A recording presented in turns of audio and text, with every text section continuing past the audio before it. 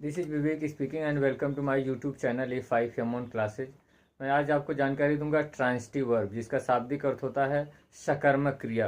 अगर इसको इंग्लिश में कहा जाए तो transitive verb is a verb that denotes an action which passes from the subject to the object. Hindi में अगर इसी कहा जाए तो सकर्मक क्रिया उस क्रिया को कहते हैं जिससे कार्य का प्रभाव कर्म पर पड़ता है, अर्थात जिसे अपना अर्थ पूरा करने के लिए कर्म की आवश्यकता होती है।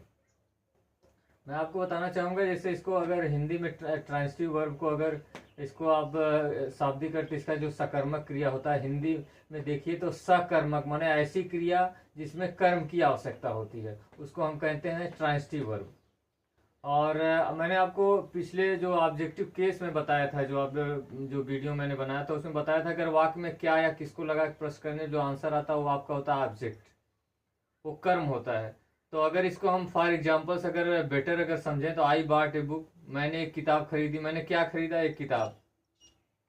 यहाँ देखिए अब बुक हो गई आपका कर्म हो गया, यहाँ ऑब्जेक्ट हो गया, इसलिए ये जो बाट हो गई ये हो गई आपका ट्रांजिटिव वर्ब या सकर्मक क्रिया हो गई। और देखिए नेक्स्ट है ही प्लेज क्रिकेट, वह क्रिकेट खेलता है। यहाँ देखिए क्रिकेट हो ऑब्जेक्ट हो गया, इसलिए प्लेज जो हो गई ये आपकी हो जाएगी ट्रांजिटिव वर्ब या सकर्मक क्रिया हो जाएगी। थर्ड है आपका they have written an essay, वे एक निबंध लिख चुके हैं। यहाँ देखिए एन एसे आपका ऑब्जेक्ट हो गया, मतलब कर्म हो गया। ये जो रिटन हो गया ये आपका ट्रांजिटिव वर्ब हो गई या सकर्मक क्रिया हो गई। और नेक्स्ट डे मैं आपको जानकारी दूंगा इन ट्रांजिटिव वर्ब, जिसका अर्थ होता है अकर्मक क्रिया। And thanks for watching my YouTube channel.